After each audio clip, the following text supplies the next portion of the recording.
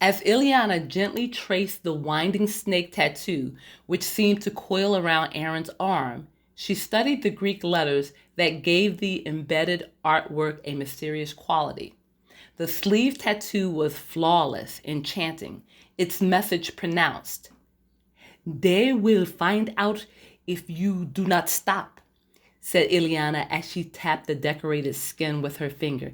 Think about your commitment to science, to the medical discoveries, to healing others. Think about losing your baby blue scrubs. If that happens, I won't be able to call you Scrubalicious anymore, she teased, and then became serious again. You cannot give up being a part of our elite world. We fought hard to get here. We now rule the OR.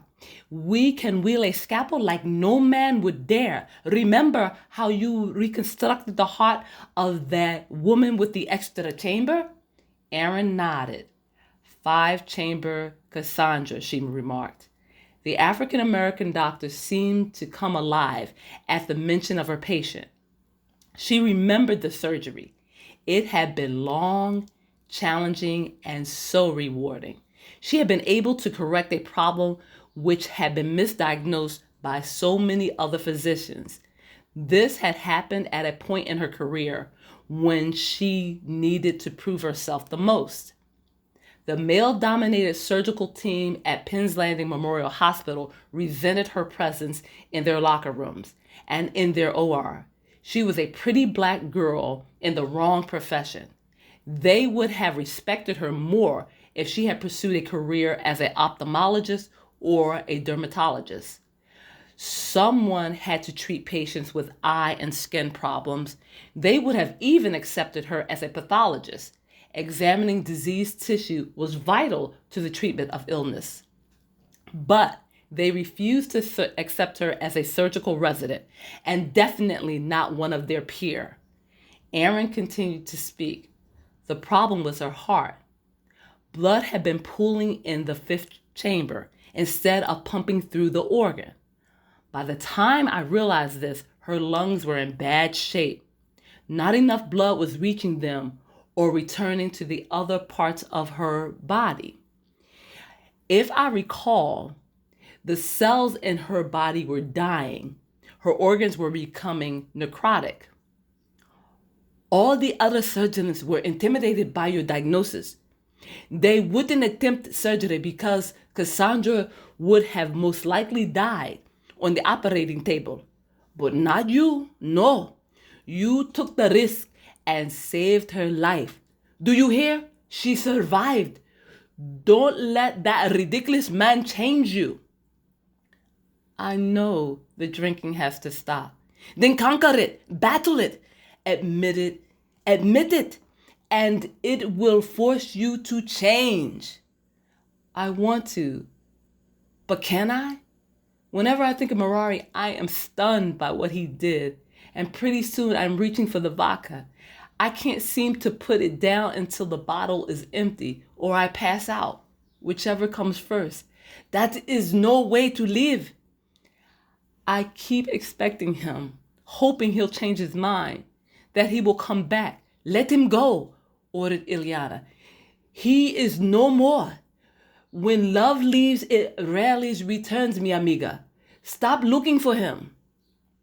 Aaron nodded, but I still want him. I want him so badly that it actually hurts.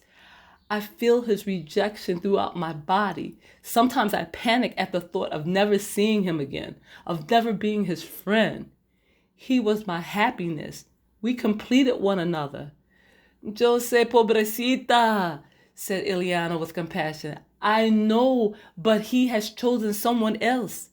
You must realize this and accept it. I can't. You have to, scolded Ileana.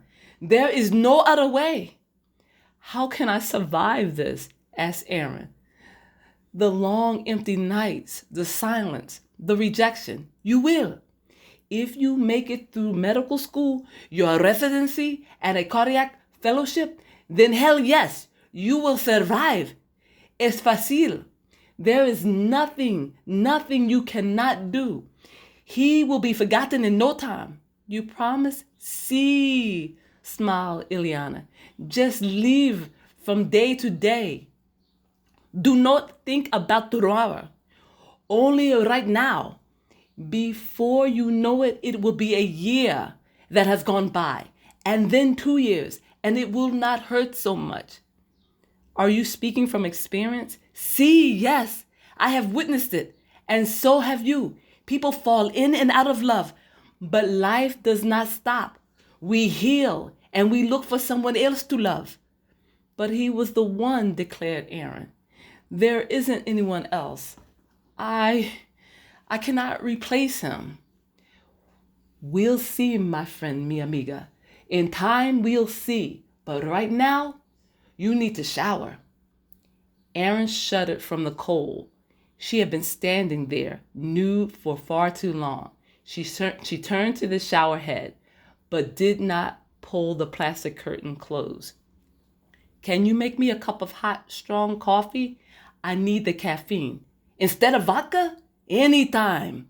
Why would you mention that? Groaned Aaron.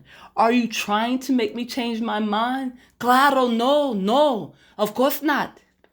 I am supposed to meet with human resources today. The hospital has hired a surgeon for the plastics program. A woman?